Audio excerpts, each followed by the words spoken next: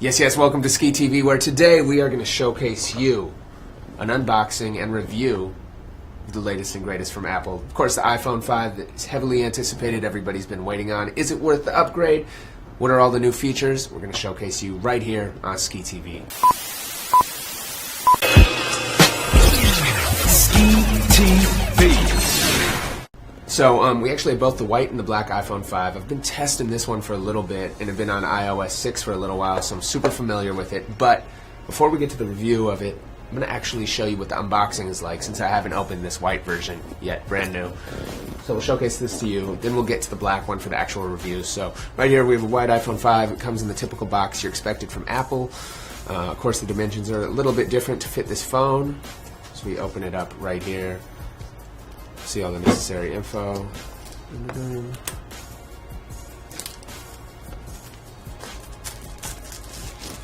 So, as we take the phone out, as you can see, the phone is right there. Now, instantly you notice it looking similar to the iPhone 4 in the front. However, when you flip it around, you can see the back is very different.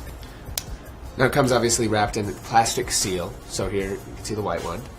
As you open the box up, you get Apple's new earbud headphones, which we'll talk about in a second.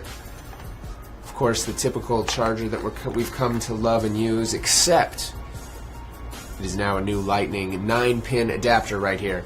So this is what comes in the box. Super simple.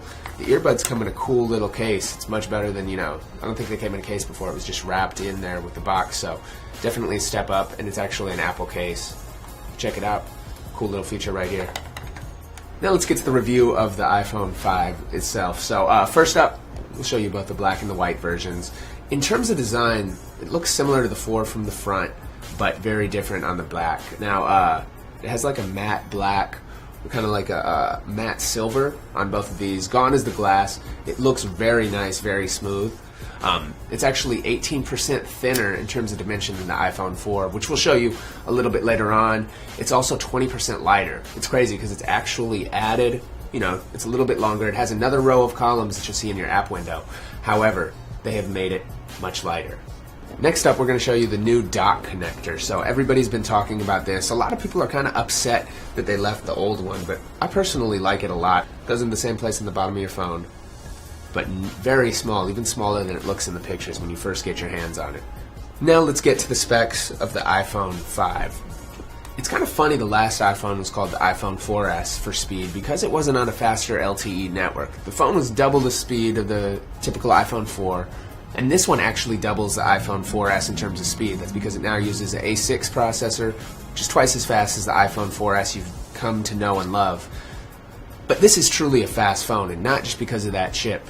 It's the first phone in the iPhone series to use LTE technology, which is super fast. We've been using it on AT&T, and it literally is faster than Wi-Fi. The battery time is actually improved on this. Instead of getting, with the 4S, I think it was around 200 hours of standby time, they up it a little bit to 220, so it's actually a better battery than the iPhone 4S. Another feature Apple's added in this phone to make it lighter, smaller, and thinner is what they call a nano SIM. So no more do you have the micro SIMs or an old school SIM card. It's now a nano SIM, so super small, just making the component smaller, making the phone to be so light. And the screen is actually better quality. They've got darker blacks, better colors in it. Not that it needed to improve from the Retina display, but it is a little better. And even just the way it moves, no pixelation, you can't see anything, just amazing technology. Now, earlier we talked about the Lightning connector, and if you have an old Apple connector, an accessory that you want to plug into it, they sell an adapter for $25. It doesn't come with one, but a lot of people are complaining about that. Again, it's technology, it evolves. You want something smaller. Now, the first thing you're going to notice when you turn on your new iPhone is that it now uses iCloud to back all your documents up. So if you've backed your previous phone up with iCloud, not connecting it to the computer, it'll just download everything automatically, from your settings to your apps to whatever you want. Now, a couple more features on the phone. The camera is amazing, as always, slightly improved. It also features crystal around it, so it's not as likely to scratch as glass. It's actually the second, I think, most solid material in the world behind a diamond. Now, one cool feature about this that a lot of people have been talking about, I don't think it's gotten the hype it's deserved after using it, is panorama. Apple's really perfected it with this. You get a great view. It tells you when you need to move, when to slow down. It takes great pictures, and now you don't have to open another app for it. So cool, much welcome addition. The camera actually seems to work a lot faster, so all you picture takers are going to be super happy with that. Now, one feature everybody's been talking about is the new apps. Everybody's so excited about them because they have turn-by-turn directions, cool new graphics, and it's Apple now making it as opposed to Google. You also get a 3D view, and people are excited that it's just Apple over Google Maps. Well, unfortunately, I'm here to tell you, after using these for 6 months, as they stand, until we get improvements, I'm very disappointed. Now, I've had a ton of issues where it takes you to the wrong place, takes you the wrong direction, will take you a longer route than needed. It's gotten me lost on location to a video shoot where it took me on the opposite part of downtown LA. When I was over in France and London for the Olympics, it would take me down one-way streets that you couldn't go. Definitely doesn't hold a candle to Google Maps. More new features: you can now use FaceTime over a cellular network if your cell phone provider lets you. There's going to be certain cell phone providers that actually let you buy different data plans or messaging plans that let you use that. Some are going to work right out of the box, so check with your local cell phone provider. But it definitely works just like any other FaceTime, especially if you're on the LTE network. It's going to be just as fast as Wi-Fi in terms of quality, and you're going to get the same look that you're used to seeing. Another new heavily touted iOS 6 feature that's featured in the iPhone 5 is Passbook, where basically you can have your plane ticket, movie tickets, discount cards, you name it, in here. And then when you go to a store, they just scan the QR code or whatever it is, so you can easily keep it moving. And it's one of those things that's going to be great in the future. It's great in theory. It's great to see them integrate. However, out of the box, there's not much out there to use it with. So we'll keep our eye on it for the future. Cool concept, definitely going to be great, just not much you can do with it now. Now, of course, we got to showcase our app, which I feel is one of the best apps out there, the Ski TV 24/7, where we have a streaming radio station in Ski TV. And as you can see right here, it's an app that hasn't been optimized yet for the iPhone 5 wide screen. So you actually get its sandbox, so you get a couple black bars on top and bottom. We're going to work on it, but that's just a small example of how other apps will work until they're updated to fix for the iPhone 5, which should be coming soon once everybody gets their hands on it.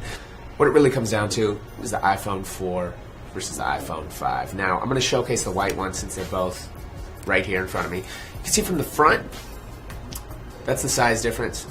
Again, it doesn't look too crazy. It looks bigger in pictures than actually in person, because I thought it was going to be a little bit too long.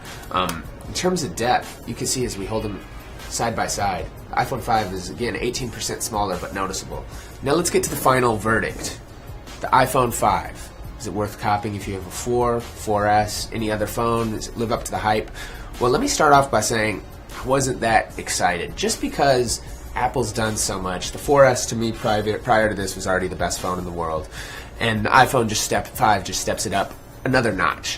When you hold it, you can't believe how light it is. By them adding another row of columns and making a 16:9 screen just gives it the perfect size. I love the fact that it uses a new, faster, smaller dock connector with Lightning. The camera is incredible, not much more you can do with that. iOS 6 is a great update in most regards. If they took Google Maps on, I'd be a lot happier. However, hopefully they can fix Apple Maps over the time. Overall, the best phone in the world, and the real reason to cop this, especially if you already have an iPhone 4S, is the speed. Not because the chip is double the size, but because of the LTE network. Especially, we've been using it on AT&T, and it's so fast. Ski TV, hope you enjoyed it. We'll be back soon with all the latest and greatest reviews. Download that Ski 24/7 Ski TV app and listen to my radio station, streaming 24/7, or watch all these Ski TV videos. It's absolutely free. Go click on it now. Especially if you got an iPhone 5. We're going to go optimize it right now. Yeah.